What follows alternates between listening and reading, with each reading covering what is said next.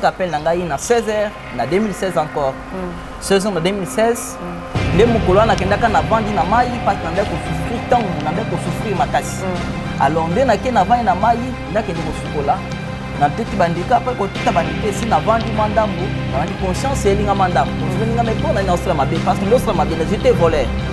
Oui ba manyoka batu ko zokisa ko sa ko boto la ça dit je faisais tout ça. C'est que jour na temps na vandi na mai, mais c'était la vision de mai et l'obelinga message. Naoki mai elobi je t'aime beaucoup mon fils. Ngai na telemi pona na kima pona selon ngai c'est impossible mai ekoloba. Na tel point na kima makolo na ngai ekangami na matiti ya mai. Matiti na makolo na ngai ekangami. Makolo na ngai ekangami par là kenza mvandi kolobela ngai.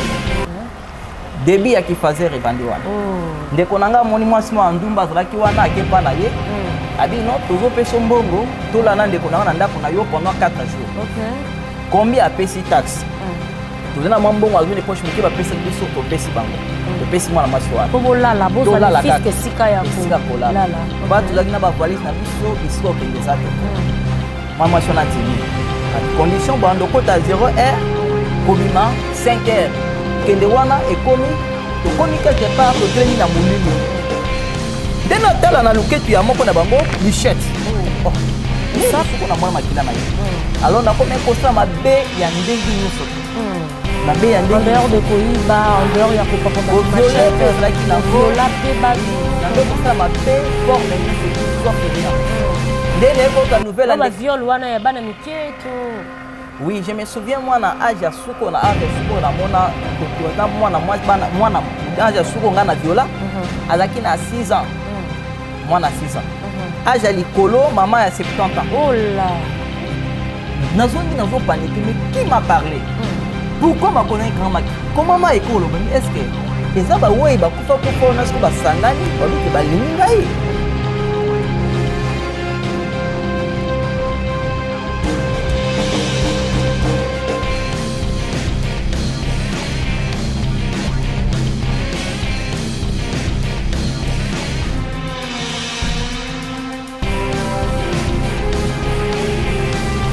Voilà, très chers internautes, bonjour à vous de partout où vous nous suivez. En ce net moment, nous vous disons shalom. Vous êtes partout dans le monde entier, dans tous les continents du monde entier. Vous suivez cette émission La Caféenne reçoit. En tout cas, je vous salue au nom de Jésus-Christ qui est comme ça notre Seigneur et notre Sauveur en même temps. Alors, bienvenue dans cette émission La Caféenne reçoit. Ça me fait tellement plaisir lorsque je vous présente cette émission. David qui dit, je suis dans la joie lorsqu'on me dit allons dans la maison de l'Éternel. Et cette joie me revient, moi particulièrement, votre humble servante Dorcas Bafoutuka, La Caféenne, lorsque je vous présente cette dite émission, La CAF reçoit. Alors là, je reçois pour vous un homme de Dieu. Vous vous posez parfois des questions de savoir, mais Nanyango, n'est invité, il y a La Caféenne reçoit à Mokolele. En tout cas, je vous dis que je suis avec l'homme de Dieu, Otokomeka, ensemble avec vous, que découvrir Nini Oyo Amemi, Namokolalelo, témoignage Nini, pour Mikolo, toujours Zouara, témoignage parce que et ça leur a vraiment bien Nzamba sali miracle et puis totatoli. Alors le lopeto doit témoignage à mon sala Nzambe otozanae awa. Je dis bien il s'agit de l'homme de Dieu, les prophètes Enoch Shawanga, avec qui nous allons essayer un peu de nous entretenir à travers cette émission. La Caféenne reçoit, il est là avec moi et avec qui je m'en vais droit pour dire bonjour l'homme de Dieu. Bonjour ma sœur. Comment vous allez? Je suis très bien par la grâce de Dieu. Je vous appelle les prophètes Enoch Shawanga. Je ne sais pas, vous êtes prophète de quelle église? Essayez un peu d'expliquer. Les téléspectateurs, internautes, nous surtout Barulanda Bisson, c'est notre moment. Bayebape, Sokozo Kamba, église mort, Songolo Pakal. Nous avons prophète une église mission évangélique Maranatha. Nous avons dirigé par Josué Lokamakous. Ok. Na commune ya Kalamo, quartier Yolo Sud, avenue Kobe numéro 665, référence hôpital Mabangande Bissika, nous avons comme prophète et toujours travailler ensemble dans l'homme de Dieu, l'évangéliste Josué Lokamba. Ok, aux prophètes, aux travailler na évangéliste Josué Lokamba, c'est-à-dire aux pasteurs collaborateurs, il y a l'homme de Dieu, l'évangéliste Josué Lokamba. Non, il y a un collaborateur. À travers Cannabiso, attaqué. le ministre de Dieu, parce que pour la œuvre, il y a un qui est toujours le dossier. Mais vous avez un collaborateur, collaborateur et non comme adjoint à Yende, côté monsieur Zalakame, tous collaborer ensemble dans la commune. Ah, vous avez une sauté belé, ministre de Dieu au sein de l'église mission évangélique Maranatha, mais vous avez collaboré ensemble, vous avez accompagné Vision, il y a l'homme de Dieu, l'évangéliste Josué Lokamba. Alors, on a habité, on a Vision, un jour, il peut créer moi et l'autre, il y a eu un bien aux Zalara, Sima évangéliste Josué Lokamba. Non, on a une mission, on s'appelle Sakamoto. Mission, on s'appelle Sakamoto. Papa, l'évangile c'est mon général, je suis le Kamba. Azaki na évangile c'est Sonic Afout. Azaki na vision na vision évangile Sonic Afout. Mais tant on a l'obélier qui était yozo le roi ou bien que bozana yé na l'évangile c'est Sonic Afout, mais yozana comme sous notre mission na PCO. Et lorsque général Sonic Afout a confirmé yango, il peut abonder les aba confirmé kabona ki na Kenya. Mais nzambe na lobaka mais nzambe lobité to kozali sika moko to travailler titan yeso. Voilà, merci beaucoup l'homme de Dieu pour travailler longo so nzamba linditi mukolo yeso akoya.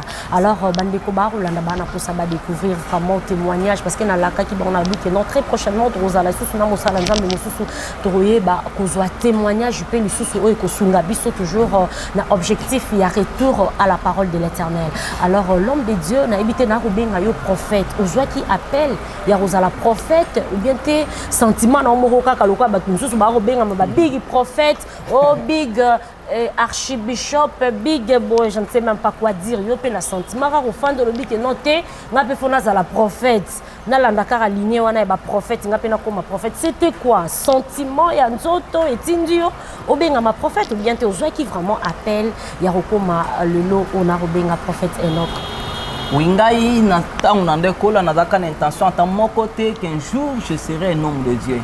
Na tia comme na mutute na ndo ba passer bazo souffrir bazo souffrir bakta malade lamba minene tout ce qu'on soit critiquer bango. C'est ma mère yenda zaki servante de l'Éternel ngana ndo critiquer bango mais comme aginde na comme mosen ensemble na mi la muka kité que na comme prophète na muka kité na comme évangéliste c'est Dieu qui m'a appelé. Il t'a appelé à ce ministère prophétique.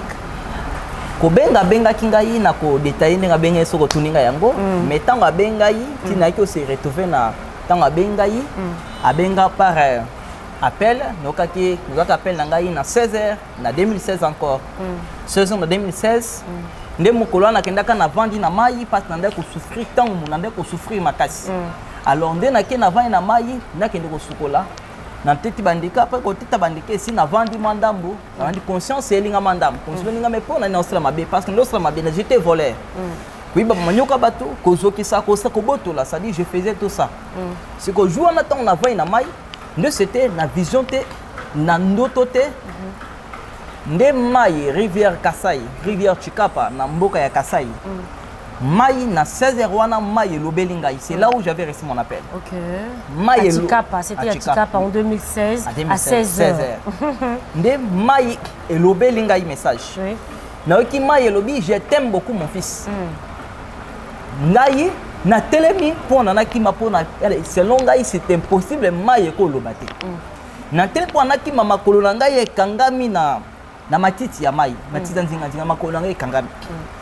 Makonange kangami par là kenzamba bandi kolobelangai abandi kolobelangai je t'ai choisi pour délivrer ta famille je na commission ene ya baene na yo abandi kopé sanga message nde wana nazwaki appel na ngai titango aye kolongolanga na mboka wana amininga na Kinshasa kuma na komi koto na komi évangile l'église ya l'évangéliste Josué Lokamba d'un certain jour na kata prédication d'un prédicateur mon quoi côté en église wana église c'est un certain prédicateur na bengai abi je te transmets ce que j'ai abonné pour na abi Dieu t'a choisi mais après nango l'évangéliste général Josué Lokamba benga abi que non Dieu t'a choisi pour travailler ici mais il faut suivre la formation et après qu'on suit la formation na ko ça consacré comme prophète. Voilà, merci beaucoup Eloro Moroyenga l'évangéliste général Josué Lokamba mituna na bombiango bandeko balandi pour le pasteur Josué Lokamba entre solana et nettoyer ba pourquoi général Josué Lokamba wana bombelier comme yosa prophète Enoch ya yo Isaïe yepe Isaïe et voilà, merci beaucoup.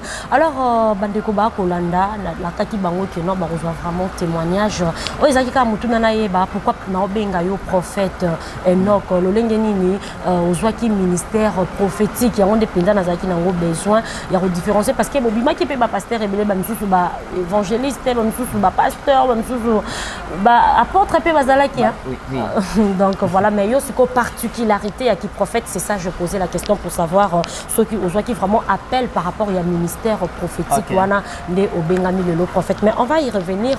Permettez-moi un peu de vous poser cette question par rapport il y a témoignage touchant au Memeliba ensemble parce que nalinga ba témoignage. J'aime quand on témoigne Dieu, j'aime quand Dieu fait de miracles et on s'élève avec force pour nous témoigner que non, voilà, Dieu m'a fait ça, Dieu a fait ça, et voilà, tous les cas qui veulent toujours, qui veulent tous qui veulent, et voilà encore la finalité. Alors, mais qui peut expliquer, bandeko, internaute, au bas qu'on a vu son net, mon bazar pour ça, et l'on ne commet la qui on a vu, qu'est-ce qui s'était passé, et l'on ne salaki qui s'est retrouvé na Chikapa, hein, aux alaki na Kinshasa, longo Kinshasa, malembe, qui n'ont qui s'est retrouvé dans Mboka, il y a Chikapa, et ça la maki le lingeni, en tout cas, bandeko bazar Rolanda. Témoignage pour na parole. Oui, merci beaucoup pour la parole. Nazo pesa denzo expliquer dengi na koma ki kuna na Chikapa wana. Na 2009 lorsque maman na biso akufi. Maman biso papa bakabwana ka. Vous na Kinshasa. Na Kinshasa to botami awa. Botami na koleli awa. OK. Dans 2009 maman na papa bakabwana ka déjà. Na ba 2007 2008. On bakabwani papa zongi kasai. Biso tikali kotoyo. Alors, et comme en 2009, maman Koufi. Donc, maman Koufi, bande kone, bavanda na poto, bango nyonso baye. Koya baye wana, baye basali cérémonie ya kokunda, tout ce qu'on soit. Après cérémonie, babi ke bino bana na ye, bozo zonge papa na bino pe azwa charge na bino. Ndeko na biso na bomo azwi charge na bino tant mulayi, mais na bozo nga pe papa na bino za pe charge na bino tant sabino, bo vivre pa na aide. Ndeko na bino, ndeko na bango papa na bino. Papa na biso.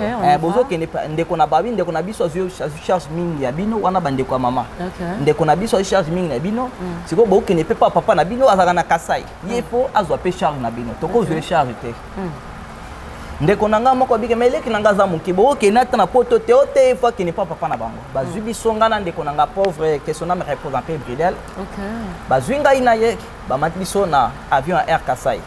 Destination province à destination village. On doit comprendre papa na bino azalaka na Kasai kuna na Chikapa. Alors bande quoi papa après liwa ya maman baye ko benga na bino balobi que non maman na bino azui charge na bino mingi cette fois-ci papa na bino yemo ko faut assumer responsabilité. Batoki bino batie bino na mutuka bokende na avion bokende Chikapa bisika papa na bino azali. On y va. Mais kuna to baki ni adresse na yete même pas numéro de téléphone était. Ba on biki bokende ka na Kasai bo ndiko mone kuna. To bi to ebi mutu te ba mettre un avion directement vers Kasai. Oh là. Comme automatique avion to saki des quelques likolo. Si tu commis na aéroport ya mboka wana na Chikapa. Donc tu commis na Chikapa, tu vas dans salle d'attente 2h30 minutes. OK. Et c'est quoi qu'il est tu qui n'est pas un âne. Tu se rends plus les amouneni. Et ça t'a été peut-être 3 ans que tu as combat mutu, mais tu se rends compte que ville mouneni. Tu vas dans salle d'attente, tu as 2h quelqu'un, tu nous as photo longue. Tant que tu as tout bimi wana salle d'attente, tu as ta moto, tu as terminé le bosso aéroport wana, tu as biso bozo kende wapi. Biso bikende za boye. Tu as dit que tu as kinete. Oui, ça dit que commune ou ezakana batebele. Babi non, tu as na commune, tu as 5 communes, batengi biso yango. Commune ezakana batebele, eza commune eza kama ville eza Kanzala. Tu as ma battu biso na moto. OK. Destination commune à Kanzala. Tant to commune à Kanzala wana na centre wana to commune wana bakiti biso wana. OK. Débit ya ki faisait revendre wana. Ndeko nanga moni mwasi mo andumba zalaki wana akepa na ye. Abi non tozo peso mbongo to la na ndeko nanga na ndako na yo pendant 4 jours. OK. Combien a pesi taxe? To na mbongo azu ne poche muke ba pesa biso to pesi bango. To pesi mwana mwasi wana. Ko la bozo la fiske sika ya ko. La. Ba to zaki na ba valise na biso bisko kende zate. Mwana mwasi wana timi. Abi condition bando kota 0h kobima 5h.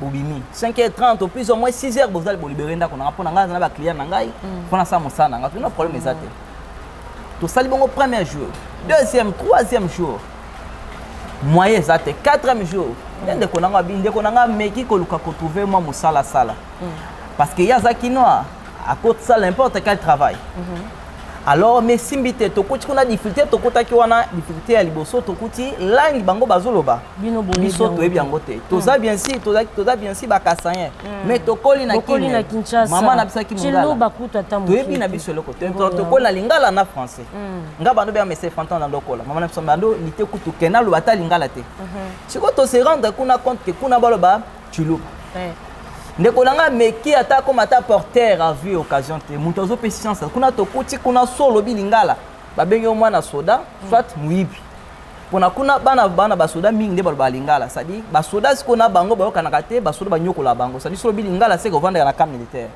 soit ovanda ozana relation basoda ba yino bako muto okabelo mai na lingala te a peso mai na chuluba mais so bilingala o peso le côté siko biso comme to teki to na biso le côté ndeko nanga meki ko sala coopération nyonso esimite nebisinga kele kinanga inoga dans ce temps-là mon nom était noga na koma inoke alors abisinga kende saboye nazoteka bilamba na yo noteka na quelques sapates na ngai pe na bilamba na ngai nazwa mambongo nazonga kini na ndeko lukesika alors yo o elanda ngai pona awo kuto okufa to yebi esika papa zati même pas numéro de téléphone. Moi rejoindre à EPZ. Pemboko to komi oyo bato munoko bazoloba biso to ebi yangote.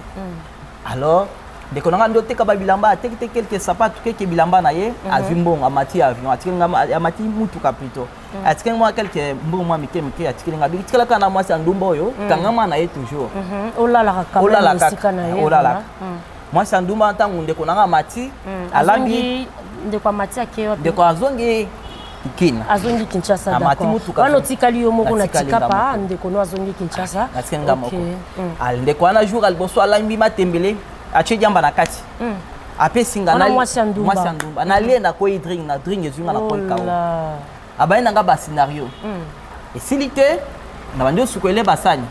Comme silité oh yo ko tele makuna na buto tele makuna so moni baimbali bazole kotinda ka bango pananga na bike wana no sala te na bila na kotika la ko sala ngoto be ozoboya na biya ona ko bonda ko na ko sala ngote ngaza mwana mbali koma na kote msala ko yebo kenda ngende pana ekuna oye so ko lingi na bino abenga ni ngai obenga ni ngai na mo vanda ko vande pa ende ko ngo bwasa ka restaurant na skola ka basani ne fils que nazo ska kolala souffrance mataki bilamba ba yibi tout difficulté c'est difficulté je souffrais sérieusement ngana mwana mo ki na ba qui na 11 ans 12 ans difficulté c'est difficulté souffrance na moni bongo de kwa na pe tabi comment na ko bando sukelo basanya tamwa biloko etika na lia o lia te il faut to pesa ngo bango ala non biloko mwana moto esengela lia ba ko pesa na bangwa alors lobi comme ça moi ezatenga abenga ninga na mola libanda nde kola libanda wana kola na bandi kola libanda nde na secret faki na chikapa na sens wana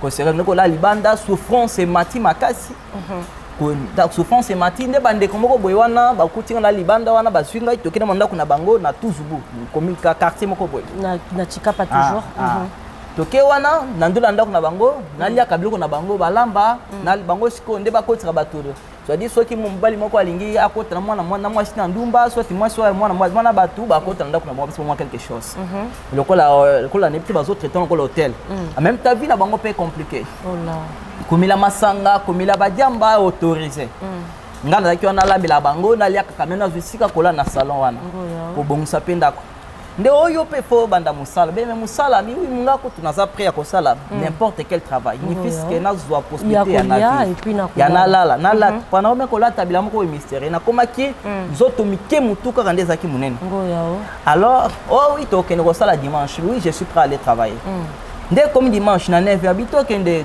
to te vanda na yo heure ezali tu es comme à 18h oh to kende et comme 18h pardon na répéter bon to kende te vanda te olunga musala ngo na 20h et comme 20h o to kende tokei nabi même musala ngo eza musani peut-être to kende industrie bazaka soki nini to sala tour à butu tongo to zombi ou bien comment na kina na idée nde o kende wana et comme to komi quelque part to tremi na mulili nde na tala na luketu ya moko na bango lichette oh musala ngo ya machette asa na ngo nini yebite ke na kin batana boulot on est café bando régner yebite na kin va kanyi ba kene café so boulot mais lichette asa on na kata pembeni na ye luchette na alataki na loketo afini kango elamba nde tomoni mwana mwasi ya bato aoswa na telefone aswa na telefone ti koswa aswa na telefone nde ye alongoli lichette na ye soki abetaki na misapi awa soki awa je ne sais pas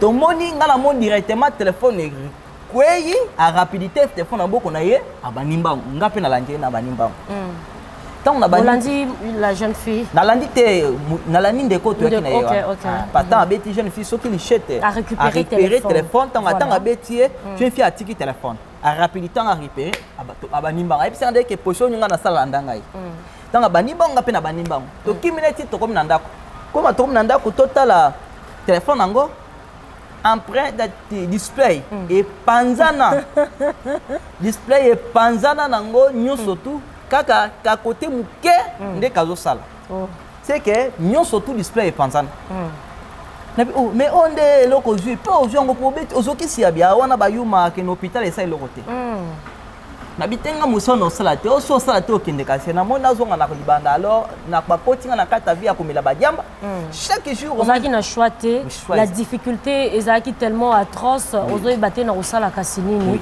okoti na via loyenge na via kuluna ya roiba ya kobotola batu biloko voilà chaque jour au moins nando mela diamba chaque jour nando mela diamba point na constat que tout on a mela diamba na mona batu nyonso milai ba koma mikuse c'est-à-dire soit toza mulai ndeni suna mili diamba na mona komi kusukilanga na luketo c'est-à-dire na kosala nyonso na linge pa na yo alors na komi komela diamba na komi koyiba manyoka batu banguba na bilanga ko niko pikola kosala mabe ndengi na ndengi na mepe kotama na lichette pour na kosa mais je me souviens commerçant ya suko na mona mutasuka na mona makila certain comme ça c'était un commerçant mona makila na était soit kufa na ebité na betaka ye nzete na mutu makila esopani so akufa na ebite ne mutasuko na mwana makila na ye alors na komi kosala mabe ya ndengi nyonso tu mabe ya ndengi en dehors de koiba en dehors ya kopapa batu machette ezalaki nango viola pe batu oui na nde kosala mabe forme nyonso tu sauf rien nde na ekoka nouvelle la viol wana ya bana miketo.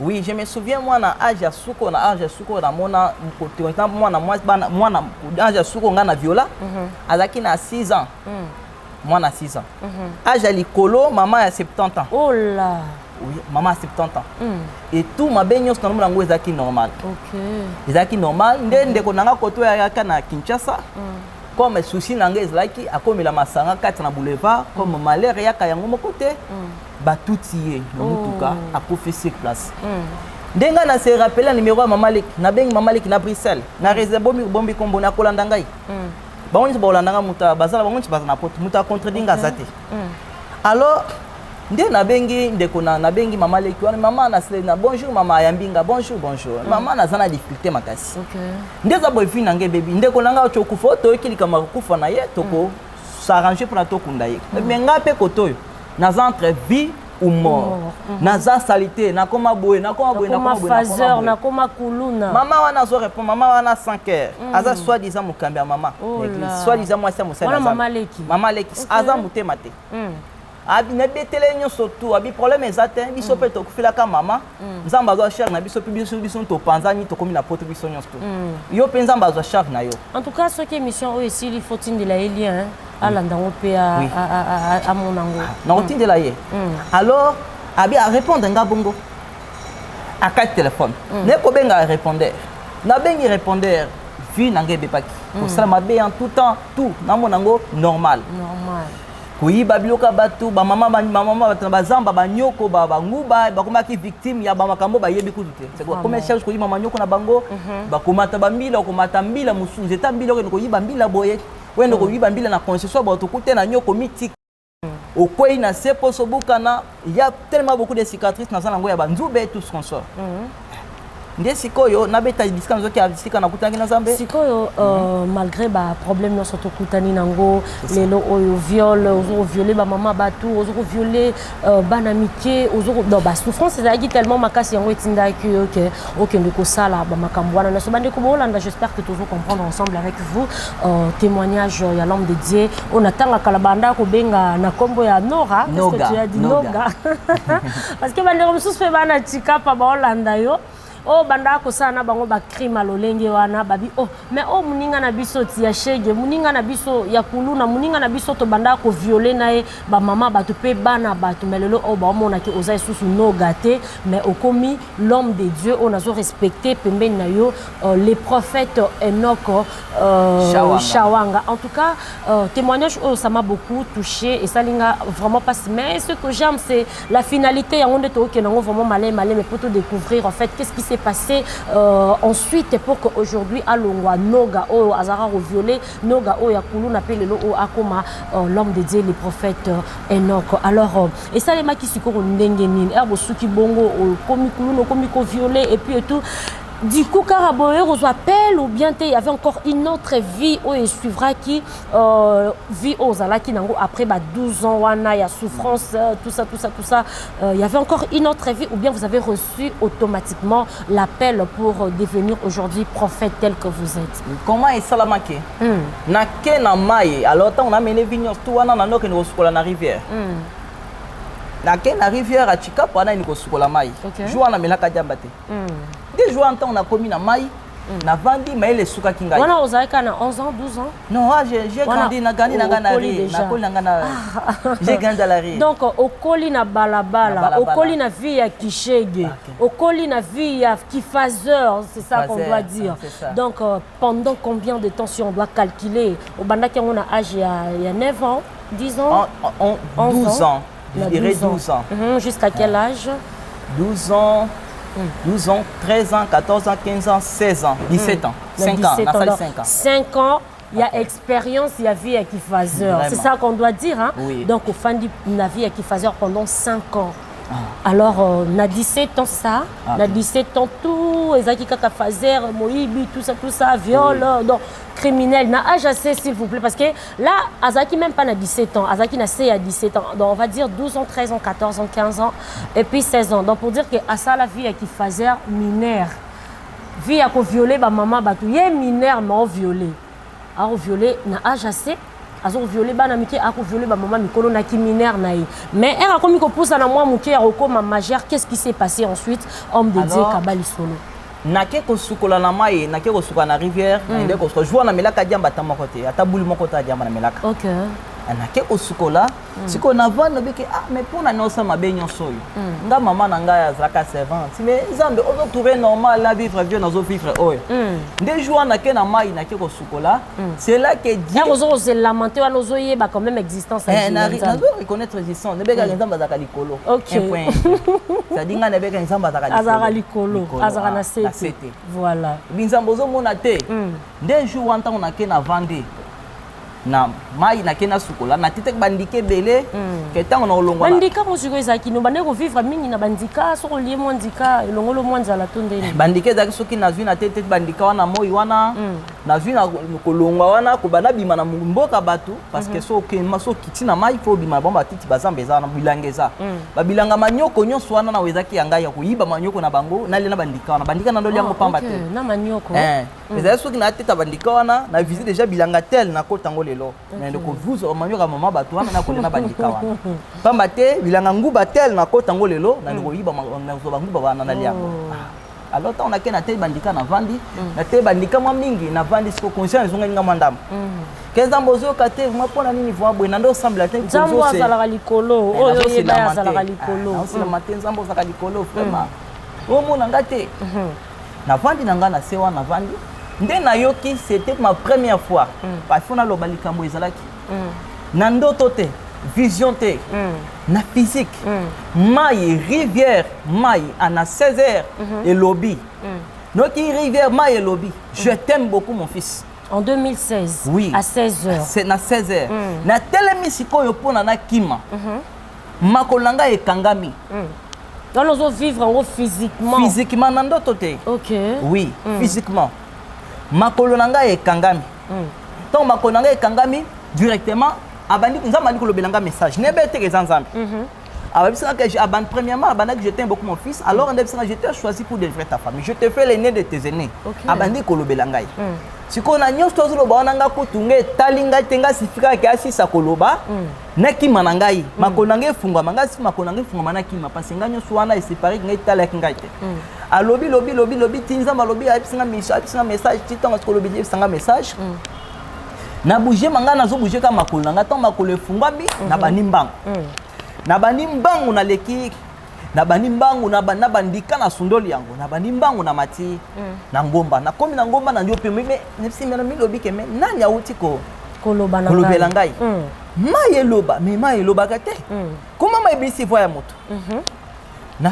pemi mbangu tina mati na zongi na ndako wana tant on a songi j'ai compris quelque chose que depuis mai wana elobeli ngai sous la jamba ni se ressentir en côté solo même ya masango ressentir en côté solo ya mabe ekobo mabe na ndeko sani ko sentir que so en côté ya ko yiba ko boto ni ko sentir en côté na zongi na ndako wana na zongi na zo paniquer mais qui m'a parlé pourquoi ma connaît quand maki comment ma ekolo bami est-ce que ezaba oui ba kufa na sko ba sangani babi ke ba lingi ngai mais abi j'étais beaucoup mon fils mais est-ce que papa na ngako okika mungongo elongia muto monite na mona kate à ta présence moi ko monite qui juste la voix une voix très forte sikono que est-ce que ba oui nyos ba sangani ba lobi sko ba lingai parce que il a commencé à jeter beaucoup mon fils est-ce que papa na ngai nzoka na na ekolo akufa na mai ndabi ka lingi ngai mais comment nake na vandi na pempe minute na kete lekeli o papa ngo kuto yoko luka na tika po monite moka ka mungongo muto mon fils je t'aime beaucoup mon fils sukota on azongi na lali ngeta on a lali na butu wana ma sœur Dorcas Dieu est venu me parler ne bendeni kazanzambi parce que t'es païen aye ko se présenter abandi abi c'est moi qui a créé les cieux et la terre malbana bandagno yangwana c'est moi qui a créé le cieux et la terre c'est moi qui a créé même le diable alors ndabandi ko lobela ngai anjo l'accent makani ko lobela ngai na choisi pour nous servir ngai alobi ti asilis na sutuki na butu wana binzambe mais nzamba ko ya kolobela ngai te akolo batika poni ngai so ndenge nyonso lobiana mais il a est-ce que amoni makamna salaka amoni yango amona kate amoni kuluna na ngati amoni est-ce que amoni te ke na ote ko yiba na yibaka na saka boye est-ce que non peut-être amoni côté wana te peut-être tant que soki alali peut-être akolota makambo na salaka wana pendant que nzamba lota ka te nzamba lalaka te vraiment peut-être ndeko kolobela ngai boye so aki alali alota na salaka wana ayesu te nazungi na lai na pongi mais nzambe non impossible comment nzamba longo likolo yepa na ngai na lali ndeta on lali wana nzamba alakisa église ya mon général Josué Lokamba OK wana uzana na chikapa nzamba alakisa église alakisa église na mwena ndoto na babetinga bal licence na liboko na kimba nguti na côté église na yeba ngo zunga bani ko soigner ngai pota wana na mona na ndoto bon na mona église mais église ono na mona ngote alakisa église ndabandi kolobela ngai nakotombola yo nakosala boye ndabandi kolobela ngai message belinga suwana ti tant na lamuki nebisi bande ko toyina bango ko banda lelo makamna bino muto singa swazati oh nandere ne na bi muto singa ti oh mega kwa singa na makasi amuna nga bien ba bien nga peut très bien so na siliki bavandi kimia alors no bina le balo biloko na ko biso balambi bapimelinga OK biloko bataka jambo bomelaka ba jamba bako pimela ba pesa ngai soute alors maintenant Dieu a commencé à me nourrir a combien ko nourrir ngandere nini na kolokota mbongo et comment qui soki na tamboli nazango lokota 3000 4000 te 3000 4000 eza pona la journée wana lobi suna lokota suna lokoti 10000 francs c'est no liango des jours du fait que on s'éloigner na baninga ya madoza ki na bango après avoir koyoka mongongo oyo yokaki à l'époque ozakoye baté ko distinguer eza mongongo anani ozo yoka mais finalement tu as vite compris que c'était la voix puissante de Dieu ozaki kolobela yo et après koyoka yango okabwani na baninga wana biloko na bango zo kolia lisusu to se retirer complètement siko en ces moments-là, Nzambe moka bandi ko zo charge na yo. Okomo lokota bambongo, lokoti 4000 lelo, lokoti 5000 lobby et puis la suite. Alors na komé ko lokota bongo, ti Nzambe ko ti na ko lokota ko vivre kaka na ko lokota. Na ko lokota. Ça dit moi chaque jour je savais que na ko lokota pe ska moko te. Kotambola olokoti mbongo na lie na ngawana. Ça dit ngasa lokoti mbongo za tout que na ko simbongo yo te ngawana tu ne suis pas. Yo lokoti kaka. Wala bika kone za ngai. Oh bakino baloba ramasser ce n'est pas vrai. Nga wana ezaki principe vraiment. Alors des jours wana des temps Nzamba la singa ozon sana Kinshasa. De na ko mata mutuka. Nzamba chinga poster ya kolonga mboka wana. OK. Na mata mutuka na futa mbongo te tiki kwiti. Na komi kwiti pe na zo transport sina koma na kina wa 100 ko futa soki nini ti na komi awa. Alors tant on a komi awa de na zui tant on a combien on na serré na komi ko vendre pas cousine moko boy na OK. Na on vendre pas na bango ti comportement bien te kuna surtout avec balambi fufu. Muta luka bilo olia na. Moi mu débrouiller. Moi le ko bilo ko balambi fufu feza na ngwa me bilo ko ezate. Muna muta ina ma Thompson na ye. Moi Thompson moi dendo moi ni manini sikoyo. Oh bakino baloba litié lilié, litié te lilié. Te dans ce côté na kwa na ya dami, kwa na kwa na nga dami. Parce que nga na zana nga na esika retrouver te. Na bandi ko souffrir les sous wana. Ndé na ki bazo bet instrument, ki instrumental ya mon général je suis le camp. OK. Église na ye. Même. Ezaki na kipata. Wana ngaba. Yoko ufana na ngaba. Nava na ngaba. OK. No ki instrumental nga muto atenga na église parce que ya kokota bongo na mutema azate. Ndé na ke na bitene biso banesi ndeko toki na bidelo na okende église. Ya okende église o bien. Oh mais fallait okende église na biso oto na ngombi te na okende église. Na sepeli na son wana na musique. Abi pona ni instrument zo beta par-ci par-là yo poninga ko. Mki tenga pe na comprendre mais na koneka ko. Dès temps on a ke na commune entrée église. Protocole abani ko laksanga place. Banda ko laksanga place nga na telema kaka eloko nyese ke na telema. Panique na mon église na mona na ndoto na ko mona ngona physique. OK. Ti na ke na vandi. Comme na ke na commune na vandi. Na kuta ke un prédicateur en train de prêcher. Comme on est bungai andaki na séminaire sur séminaire, andaki dimanche jour à clôture na ye. Des prédicateurs wana nda tchenga musapike frère yo na l'équipe. On est sur côté s'installer puis au fanzo banzo yo ka prédication. Na ye na vana ndo kanda benga yo ya kana ye. Abi nzamba poni yo na nzamba poni yo. Binga ya bien. Abi tellement na tellement abi que c'est que je abani ko ça singa service abi c'est que je te transmets abani ko bonda pona ngaba deux funga ma bonde la bonde pona ngai na kilt bat banyos bazomona. Na bandi média na biso ko mero lokwa image wana. OK. Alors tant asilisi ko sala service dans autres nangai na kozongi na ko vanda. Alors tant na ko vanda nde mbala mukolo mususu nde mon général le vendre sur le kamba nde bisingai nde na bureau na bisina ke tu dois servir les sanya mais il faut landa ba formation aussi ba formation nde na su ba formation na banjo wana alors baki robati ele quelque temps baki robatiser ngai ton ba batingai nde zambani ko tizenga sous fort je me nado comprendre tes jours na bandi prière na 0 heure ti na tongo. OK. To bandata peut-être tu la retraite et retraite prière ici na 2 heures.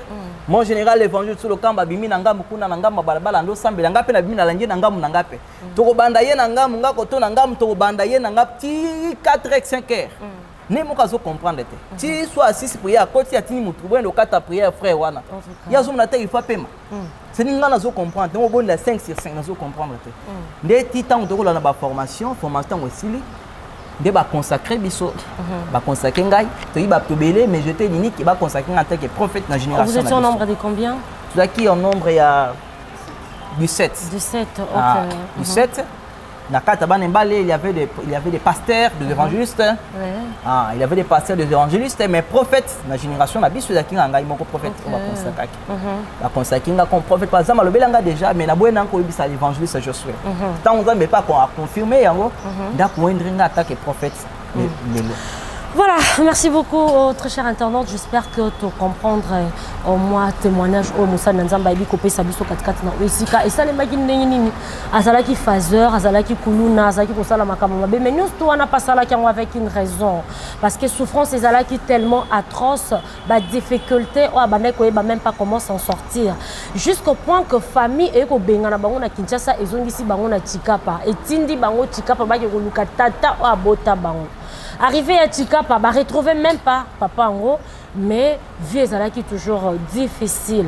Alors yo nanga to Rolanda émission en ce moment, je sais que aux autres traverser pe ba difficulté, aux autres traverser pe ba souffrance et belé, aux autres ça la pe ba n'importe quoi. Dans ma camelote surtout aux autres ça en tout cas l'Éternel est venu pour te dire que Lelo on dit mélancolo Jésus Christ le la Seigneur et Sauveur. Ceux qui ont été élus, on dit mélier, des vies, on s'est transformé. Oui, nous avons toujours des difficultés.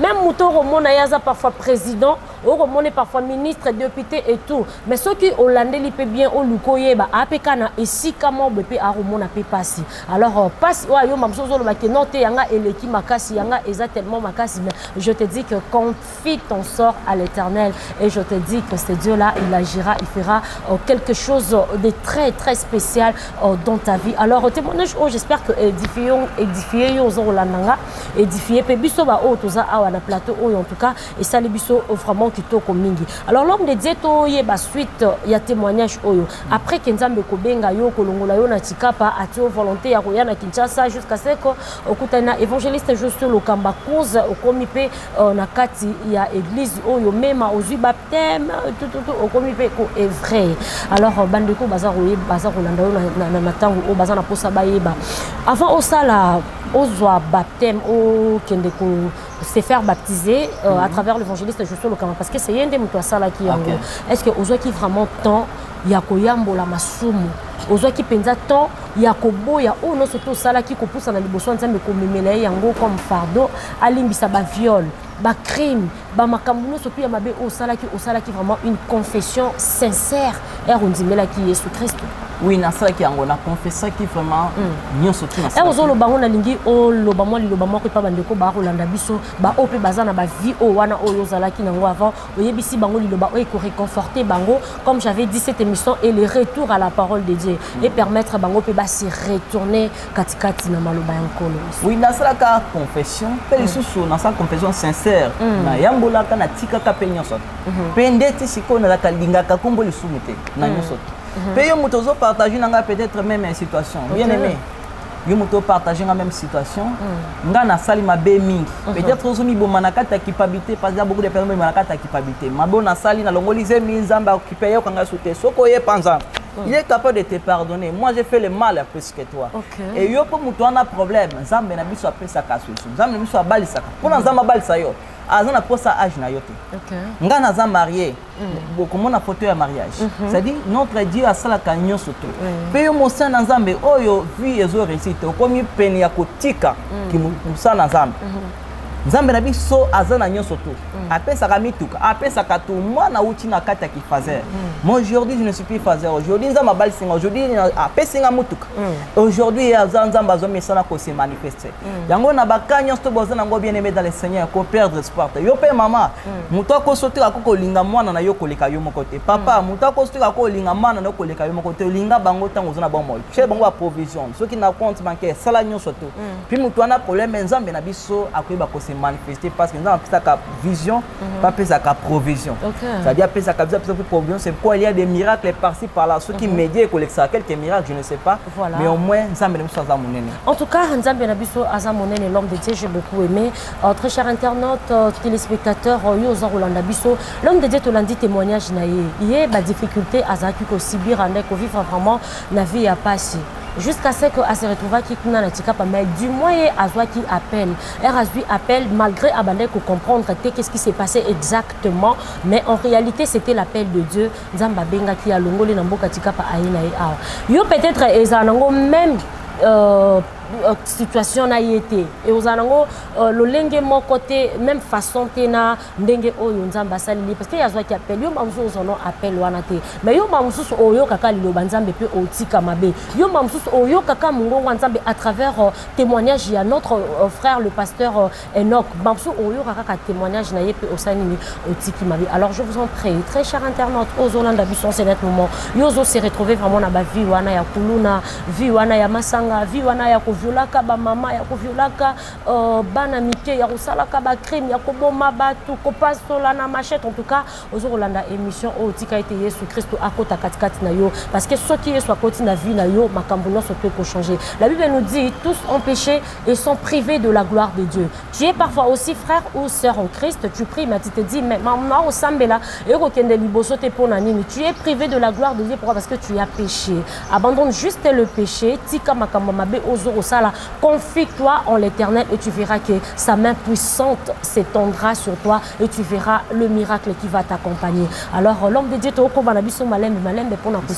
alors je ne sais pas, autant dit comme évangéliste, je suis le Kamba. Tout au début, là, on oublie que non, à travers Yende Lelo Oyoza, à travers Yende, vous aurez travaillé en collaboration. Alors, on a habité, comment vous vous sentez là? Vous aurez se sentir en dernier pasteur, je suis le Kamba. Est-ce que ça a papa, le rôle à papa, surtout au sepelanaï, car le rôle à moi, non, son c'est la père spirituel, ou bien tu ressentir et le moment particulière, et pas il y a l'homme de Dieu, l'évangéliste, je suis le Kamba. Vraiment, l'évangéliste, je suis le Kamba, bien que moi en général.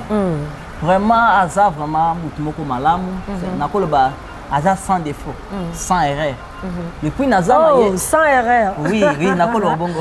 Voilà. Depuis Naza, et pas mon général, non, mon erreur. Taza Moutumoko, na patience, puis Aza Moutoza, na vision à la Caliboso. Makamako, biso Liboso, Ndekoma. Taza Moutumoko Malamu, Diam Nayaki.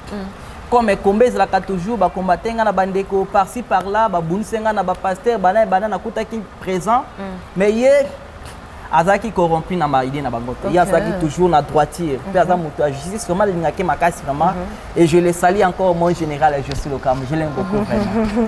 Voilà, merci beaucoup. Alors ministère prophétique na yo zako exercer ngo déjà ndengeni na église mission évangélique Maranatha na habité zakaka baclé na ba si reçoit les bishima ou les années parce que bandeko ba rolanda biso pe ba prophète Enoch abeta ba bishima on nini donc c'est poussé par le Saint-Esprit et les hommes par la part de Dieu, c'est-à-dire nous sommes poussés par le Saint-Esprit. Parce que moment où les moment ya Moussa na Nzambe ya la pousser na molimo sana. Toi la pousser na miracle à Liboma na bandi au mona miracle ya Muta Liboma depuis 2017 à Biki na 2021 na sami pona ye ezali. Ba miracle les belé au molimo poussé. Et depuis dans l'église même, nous travaillons vraiment pour le salut des âmes. Première notre mission, le salut des âmes. Aussi les miracles, il y a kanango mutu moko takuya na kanaye, pe azongi na même situation. Parce que tant on a benga kamoto. Après ça mutu vision, après ça benga provision. Alors notre Dieu vraiment à cela bon, c'est pourquoi il y a miracle et to force kate. Miracle et délivrance, kanyo surtout. Prophétie wana domaine na biso. OK, donc nous le mis sur mosala nzambe, mis sur mosako les ala rapolele et komonaka monaka ba choses cachées, ba choses bandeko ba ko ignorer même mosala nzambe nzamba pesi likabo wana ya komona. Eza bongo wa mosala nzambe. Yango wana premier. Dans to sala émission yanga pozo mona. Moite bana public ezate. Vraiment, wanga fona le coin privé pour na ba bishima na ngai. Voilà, merci beaucoup, j'ai beaucoup aimé l'homme de Dieu. Alors je ne sais pas, un message de réconfort et pas bandeko bala au la biso parce que on nous fait signe déjà du côté de la baie vitrée que nous sommes arrivés catégoriquement à la fin de notre émission La Caféenne reçoit. Alors on a évité moi liloba suka o ekoti ko zongisa bandeko na parole ya Nzambe o ekoti ko toucher bango lisusu et puis moi le sambo et pas bandeko o balandi message ya mokolo lelo au pesi bango message et puis au pesi bango prière de façon que bazonga toujours na objectif na biso les retours à la parole de l'Éternel. Oui, bien aimé dans le Seigneur, tombe dans la souka. Le banako biso boende konanga yo mutozo souffrir. Yo mutozo na ka moko makasi. On a une situation moko nga na zaki nango peut-être na sens mususu. Bien aimé, je te dis, nzamba lingi yo. Pesa vie na yo pa na ye. Chika masu. Se confier na ye. Na situation za nango nzamba ko se manifester. Za na situation moko ta ye pa nzamba azonga ndenga yaki. Nga na ndola na permanence na église, na ndoba luka na béton ya église auto sali.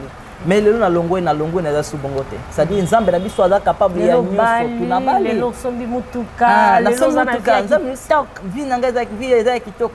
Tu na tamba na rouler mutuka. Ma pasteur mbote. Merci. Ma prophétesse. Mon ange. Angela. Tu na zo rouler mutuka na l'équipe babiki wana mwana ministre wana nani. C'est-à-dire c'est comme ça. C'est-à-dire notre Dieu est capable à tout. Yango mutona situation wana yo pe mutuka oza colonel. Muyi bien aimé. Na sali mabe kolekolo peut-être menga on a comme on a prophète Moussa na yo penza balingi yo azana ba surprise ebele ya kosa na kata bina pe na zo sambila po na moyo mutu nyo to landi biso aza e pa nzambe sala kate nzambe be ko landa biso moment oy pe na koyeba ko landa biso pe ko bénéficier na quelque chose na émission yango na osambela soko zana wi na yo pembeni zwa yango fungola yango soko zana mai na yo pembeni zwa yango fungola yango soki pe yo mutu na mai te osana wi te Zwa liboko no ya droite chana mutu. Yo muto zobela. n'importe quelle maladie. La prière, la Bible me dit au livre de Isaïe 44, verset 26. L'Éternel dit qu'on fout les paroles de ses serviteurs. Il accomplit ce qui produit ses envoyés. Comme je suis le serviteur de Dieu, il ensemble pour nayo. Na sambeli pour na will nayo. Oyo simi na boko wana. Na kombo na Yesu. Onction ensemble elata will oyo. Elongo will simple. Oyo somba qui na magasin qui na boutique. Et comme oui d'onction. Onction na melata yango. Et na ndenyo komela yango maladi nyonso bande kobela. Obiki na kombo na Yesu. Ndengi na déclaré obiki. Yo mutu soki na situation dire n'importe quelle situation. Dès qu'on soit oui le conseil la utilisation nyonso mo na miracle na zambe. Pe yo mutu sima ki mai na changer mai longue mai simple. Et comme il est son de Jésus et comme na nguya. Et ndengo komela yango comme ki se malade zobela. Pe utilisation nyonso ko c'est que ce soit pas ko le long. Ba de funga mayo que ça soit ko utilisation nyonso mo na miracle na zambe. Pe mutu chaki liboko na mutu na sambeli pona yo. Na bonde li pona la Bible me dit au livre de Isaïe 59 verset 1er. Non la main de l'Éternel n'est pas courte pour sauver. Je prie au nom puissant de Jésus. Que ce soit qu'on a biso na redivision. Nengo telibo qu'on a mutu tikete ose la visiter. Ba de fungwa mayo même manière que Dieu m'utilise. Dieu puisse commencer à utiliser tikete ce que ba démon ba de ko domina kata vi na yo. Na pesi ba démon nyoso tout ordre. Que ce soit des eaux, que ce soit des arbres, que ce soit des cieux des morts, je leur donne ordre de libérer une sorte de muto, yo muto zolandangai, na kombo na yeso nom de Jésus-Christ. Na déclaré délivrance, guérison na kata vi na yo, pe obenga au témoigner na kombo na Jésus-Christ. Au nom puissant de Dieu, on a déclaré trilpe kaka bongo, aucun sorcier, aucun de même pas les anges dans les pouvoirs de changer. Très bongo na kombo na Jésus-Christ. Amen. Amen. Voilà, merci beaucoup très chers internautes, très chers téléspectateurs. J'espère que vous êtes vraiment bénis par rapport à ces témoignages et aussi bénis par rapport à cette forte prière que vient de faire l'homme de Dieu, l'homme puissant de Dieu, le prophète Enoch Oshawanga. Alors l'homme de Dieu, puisqu'on doit déjà se séparer avec vous, le numéro de téléphone, vos coordonnées et pour permettre que Bandeko O Balandio, ceux qui peut-être bazan a besoin, l'Issousou à Losambo, au Sali Labango, en tout cas, va rejoindre eux facilement. On a quel numéro de téléphone déjà? Oui, numéro d'Angazali plus 243 89 75 20 566 plus 243 89 75 20 566. Et ça numéro WhatsApp, puis ça numéro normal. Et au Kobenga na situation soza na ngona kosambela pona yo poko mona miracle na Zambie. Aya na attitude nini? Aya na mai kando lo bizwa mai zwa. Atoza na mai, atoza na wili, atoza na ngote. Nyonso tout parce que Zamba sala na façon nyonso. C'est comme on a kata Bible certains mutu a craché par terre.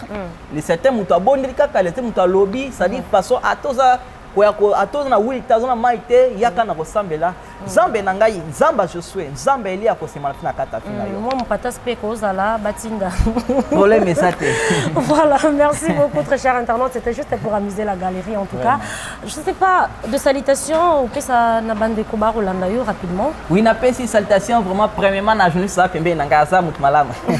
Na pesi salutation na mon général Josué Lokama. Je vous aime vraiment tellement beaucoup. Papa moka zanga des fois azanga défaut. Un homme sain na domaine tout. Na pesi pe mbote na l'évangéliste Walesa, na pesi mbote na Roger Baka, na pesi mbote na Sœur Cynthia, ya Kapage TV, na pesi mbote na ba journaliste nyonso, na pesi mbote na pasteur Freniso qui nzamba za na biso nyonso tout elongo ti ndengi mokola koya. Voilà, merci beaucoup, c'en est fini pour aujourd'hui très chers internautes, téléspectateurs en tout cas, ça nous a fait tellement du bien de savoir assez que vous étiez tellement nombreux là, Kolanda Biso en tout cas, et ça les Biso plaisir, il y a trop. Merci beaucoup à l'homme dédié, le pasteur Fredin Tsoki qui était comme ça derrière la caméra pour assumer la beste réalisation de cette beste émission. En tout cas, permettez-moi de le dire, en tout cas, j'ai beaucoup aimé. Merci beaucoup, que Dieu vous bénisse. Voilà, depuis l'Allemagne, je profite aussi pour saluer ma maman chérie. Elle, c'est maman Kouloutou, la crête optique, ma maman chérie, maman Marie-Louise Massa. En tout cas, je t'aime tellement, tu le sais bien. Moi, ta fille Dorcas Bafutouka, la caféenne. Et puis, je m'en vais droit à Londres pour saluer maman Rachel Loutete, Motema, il y a papa Nabiso, papa Micho Kabang, en tout cas, Topesi Bino Bambo, Tebele, maman Rachel Loutete, maman Batababer. Darcilia, maman Bato Tony, maman Bato Yann, maman Bato Dorcas, en tout cas, Topesio Bambo Tedele, mes grands frères Guy Charlie et Maëto, ainsi que Johnny Maëto, Mireille Maëto, je vous aime tellement bien, Blaise Ngola depuis la France, mon grand frère aussi, je vous salue tellement, et je vous aime énormément. Alors toi, je ne t'oublie pas, tu le sais bien, comme je le dis, si le monde était à refaire, mais moi, Dorcas Bafoutouk à la caféenne, je choisirais toujours être la meilleure femme pour toi, mon amour, mon cœur, Chakoneli, Papa Chador. Des gros bisous à toi, je t'aime tellement et tu le sais bien. Alors, on s'y retrouve comme ça très prochainement. Et là, je suis Dorcas Bafoutouk, la caféenne.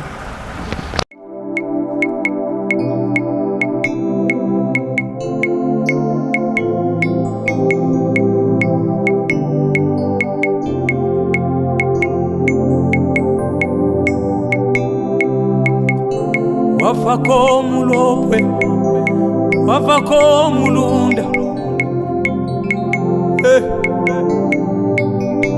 kabaki bawana, sengayo, iya ulongene biukeno, iya tatayo, sengayo. Bafuindi bakuyuke, wile zawa moto sengayo.